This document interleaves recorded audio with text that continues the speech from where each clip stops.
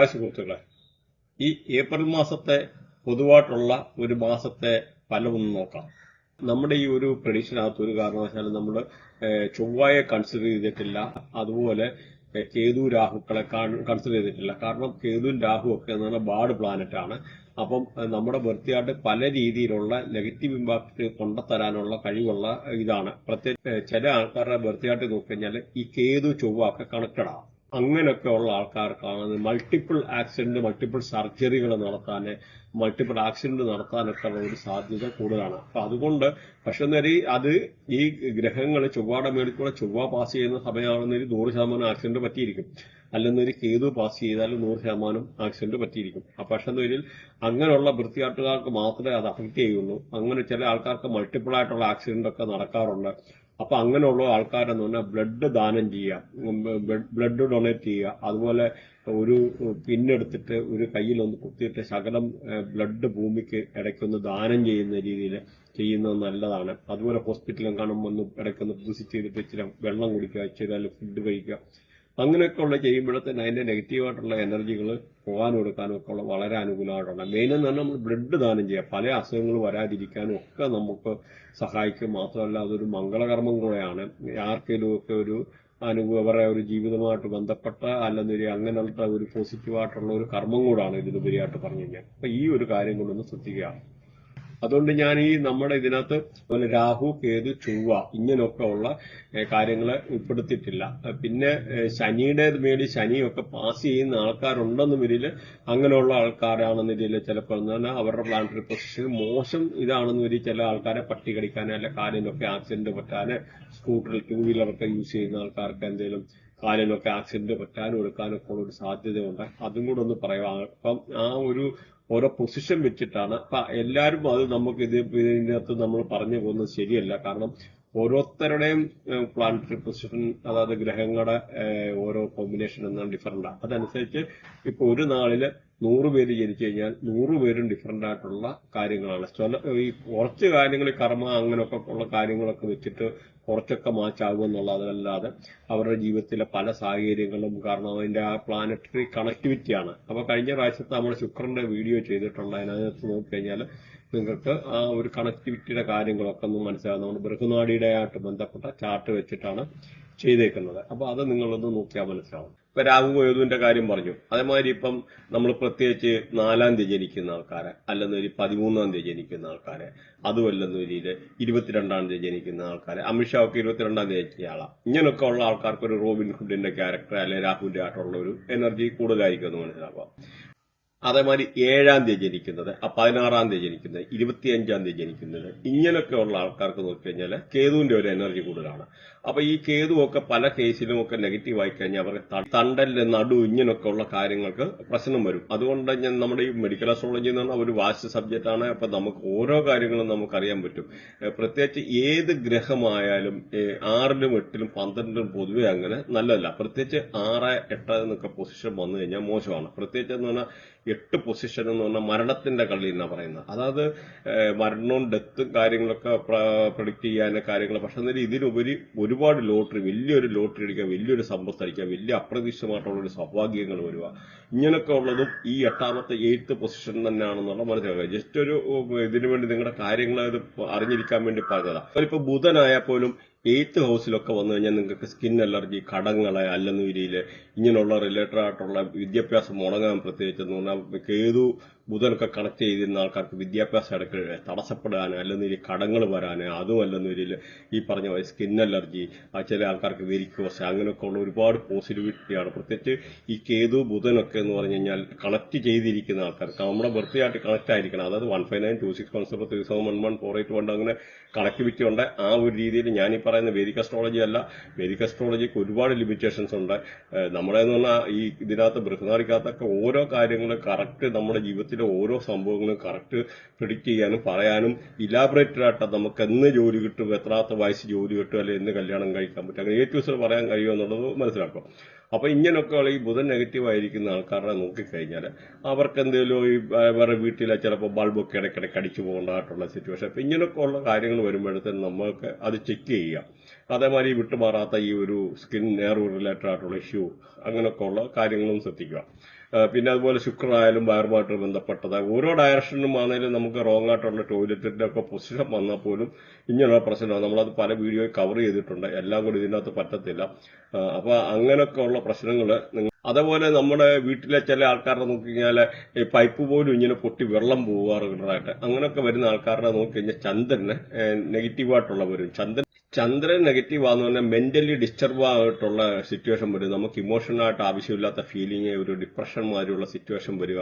അങ്ങനെയൊക്കെയാണ്. പ്രത്യേകിച്ച് ബർത്തിയാട്ടില് നമ്മുടെ ലഗ്നത്തിലൊക്കെ 3.2 ഡിഗ്രിയിലൊക്കെ ചന്ദ്രനൊക്കെ അലൈൻ ചെയ്ത് നിൽക്കുന്ന ആൾക്കാർക്ക് 100% ഓട്ടിസം മാതിരിയുള്ള അസുഖങ്ങളൊക്കെ ഉണ്ടാകാനുള്ള സാധ്യതയുണ്ട്. അപ്പൊ ഇങ്ങനെയൊക്കെ ഉള്ളതെന്ന് പറഞ്ഞാൽ ഈ ഒരു ലഗ്നവുമായിട്ട് ചന്ദ്രനെ അലൈൻ ചെയ്ത് നിൽക്കുന്ന ആൾക്കാർക്ക് ഇങ്ങനെയുള്ള പല രീതിയിലുള്ള ഡിസ്റ്റർബൻസ്, അതല്ലെന്നൊരു പ്രത്യേകിച്ച് കേതു ചന്ദ്രൻ കണക്ട് ആണെന്നൊരു 100% അവർക്ക് മൈൻഡ് ഡിസ്റ്റർബ് ആയിരിക്കും. അതൊക്കെ എന്ന് പറഞ്ഞാൽ 100%. ഇങ്ങനെ ഓരോ ഗ്രഹത്തെ പറ്റിയും അപഗ്രഥിച്ച് ഒരുപാട് പറയാനുണ്ട്. പക്ഷെ ഈ വീഡിയോ ലോങ് ആയിപ്പോൾ അതുകൊണ്ട് അങ്ങനെയുള്ള കാര്യത്തിലോട്ട് കടക്കുന്നില്ല ഡീറ്റെയിൽ ആയിട്ട്. നമ്മുടെ പല വീഡിയോയ്ക്കകത്തും അവിടെ ഇവിടെയൊക്കെ ആയിട്ട് ടച്ച് ചെയ്ത് പറഞ്ഞിട്ടുണ്ട്. എല്ലാം കൂടെ ഒരു വീഡിയോയിൽ ഒതുക്കാൻ പറ്റത്തില്ല. അതുമാത്രമല്ല ജനങ്ങൾക്ക് പോലും ചില ആൾക്കാർക്ക് ഓഡിയൻസിന് ബോർ ആകുന്ന ടൈപ്പുള്ള ഒരു കമന്റും ഇടയ്ക്ക് വരും. കാരണം എന്ന് പറഞ്ഞാൽ അവർക്ക് അതേപ്പറ്റി ആ ഒരു പല ടൈപ്പുള്ള ആൾക്കാർക്ക് ഒരുപാട് ആൾക്കാർക്ക് ഇൻട്രസ്റ്റ് ഉള്ളവരുണ്ട്. പ്രത്യേകിച്ച് എന്ന് പറഞ്ഞാൽ ഈ ജൂപ്പിറ്റർ എന്ന് പറഞ്ഞാൽ നമ്മുടെ ജീവഗ്രഹമാണ്. ഈ പറയുന്ന ജൂപ്പിറ്ററും അതായത് വ്യാഴം, ഈ വ്യാഴവും മറ്റൊരു ബുധന് അല്ലെങ്കിൽ ഇങ്ങനെയുള്ള ചില ഗ്രഹങ്ങൾ കണക്ട് ചെയ്തിരിക്കുക.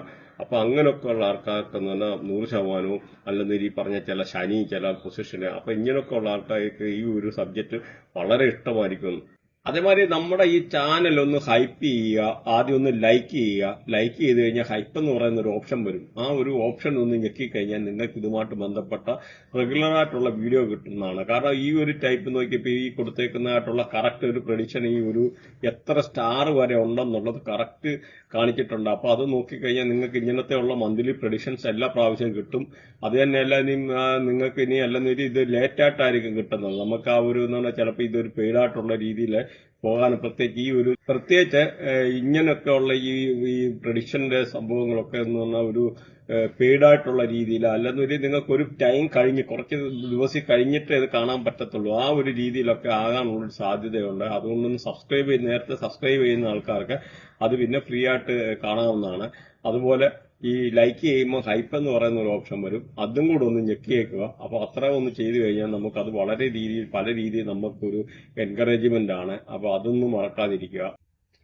അതുപോലെ നമ്മുടെ ഈ ചാനൽ ഒന്ന് സബ്സ്ക്രൈബ് ചെയ്യാൻ മറക്കാതിരിക്കുക. മലയാളത്തിൽ നിങ്ങൾ നോക്കിക്കഴിഞ്ഞാൽ അറിയാം, ഒരു ചാനലിലും ഇങ്ങനെ ഡീറ്റെയിൽ ആയിട്ടുള്ള ഒരു പ്രഡിക്ഷൻ വരുന്നില്ല. ഇപ്പൊ നിങ്ങളുടെ നോക്കിക്കഴിഞ്ഞാൽ ഹെൽത്ത്, ട്രാവല്, ഫൈനാൻസ്, കരിയർ അല്ലെങ്കിൽ റൊമാൻസ് റിലേറ്റഡ് ആയിട്ടുള്ള ഓരോ സബ്ജക്ട് എത്ര സ്റ്റാർ ഉണ്ടെന്ന് വളരെ കൃത്യമായിട്ട് വരാം. നിങ്ങൾ നോക്കി ഈ ഒരു പ്രഡിക്ഷന്റെ എത്ര അക്യുറസി കാര്യങ്ങളൊക്കെ എന്ന് പറഞ്ഞാൽ നിങ്ങൾക്ക് ഗ്രാജുവലി ഒരു 2-3 മാസം ഇത് കണ്ടു കഴിയുമ്പോഴത്തന്നെ അത് മനസ്സിലാവും.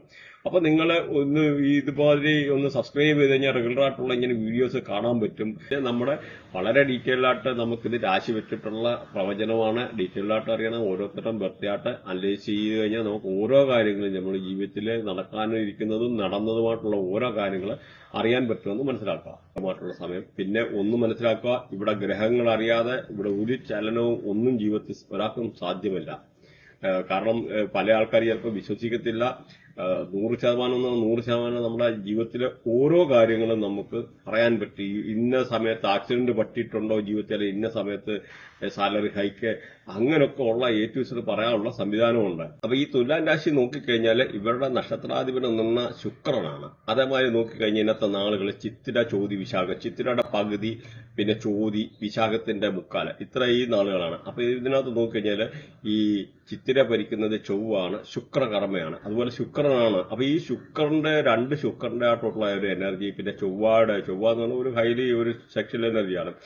പ്രത്യേകിച്ച് ശുക്രനും ചൊവ്വായും കൂടെ ഒരു ആൾക്കാരുടെ ഒരു ബർത്ത്ഡേയാട്ടില് ഒരു രാശി വരിക എന്നുള്ള ഹൈലി ഉള്ള ഒരു സെക്ഷൽ എനർജിയാണ്. അങ്ങനെയുള്ള ആൾക്കാർ മൾട്ടിപ്പിൾ റിലേഷൻഷിപ്പിന് ഒക്കെ പോകാനും എടുക്കാനുള്ള ഒരു സാധ്യതയുണ്ട്.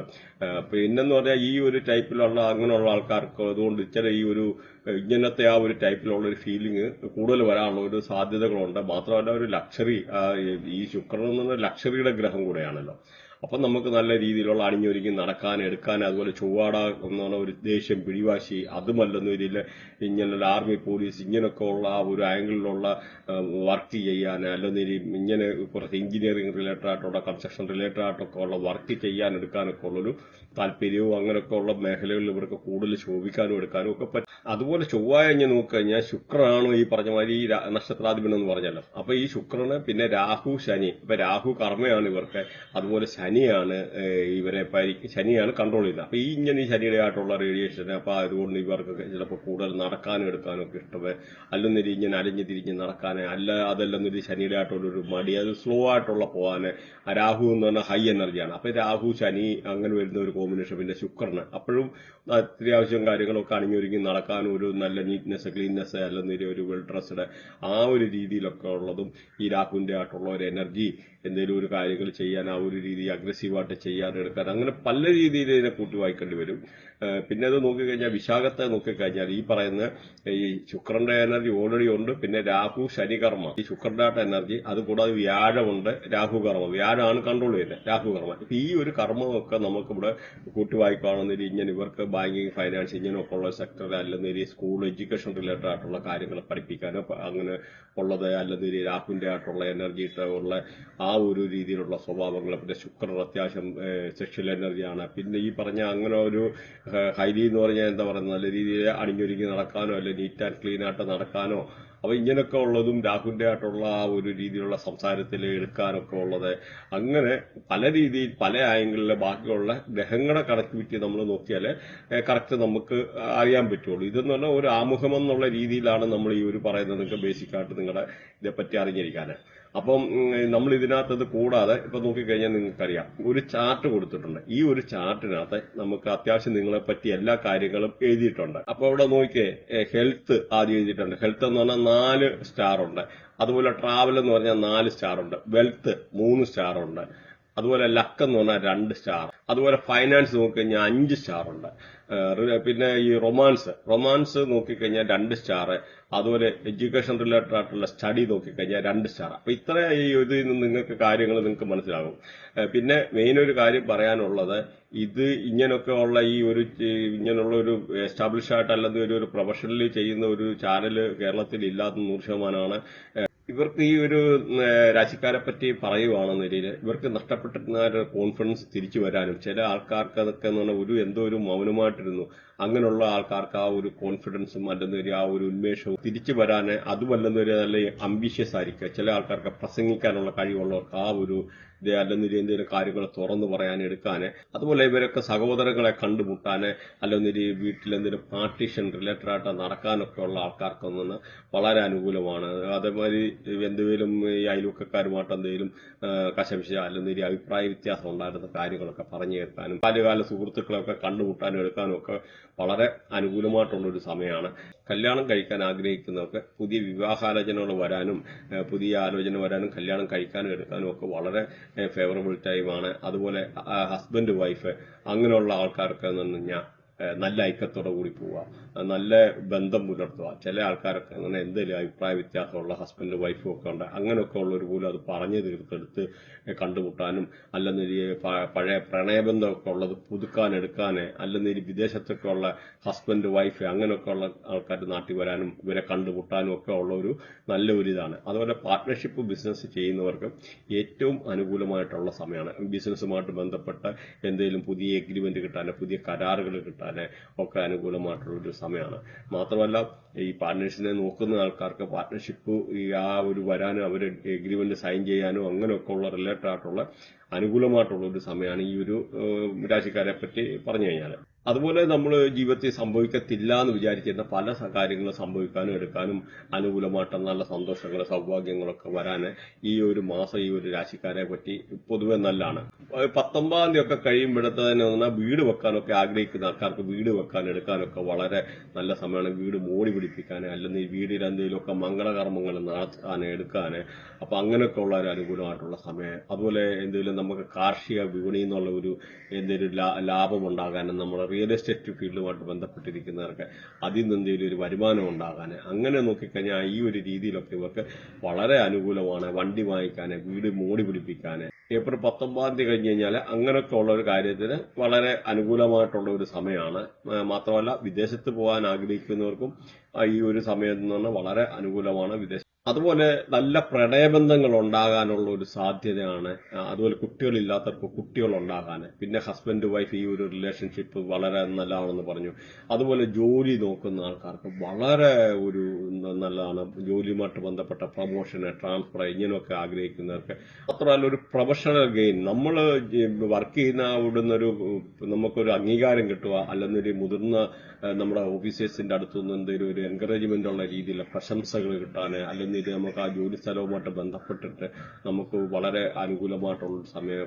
പിന്നെ ഇത് കൂടാതെ എന്തെങ്കിലും ഈ പറഞ്ഞ നമുക്ക് ഒരു ബിസിനസ് ഒക്കെ ചെയ്യുന്ന ആൾക്കാരാണെന്ന് വരില്ല, അവർക്ക് എന്തെങ്കിലും ഒരു പൊളിറ്റിക്കൽ സപ്പോർട്ട്, അല്ലെങ്കിൽ ഹയർ ഒഫീഷ്യൽസിന്റെ ഗവൺമെന്റ് റിലേറ്റഡ് ആയിട്ടുള്ള സപ്പോർട്ട് വേണ്ടുന്നൊക്കെ ആൾക്കാർക്ക് ഒരു ഫേവറബിൾ ആയിട്ടുള്ള ടൈമാണ് ഈ ഒരു രാശിക്കാരെ പറ്റി പറഞ്ഞു കഴിഞ്ഞാൽ.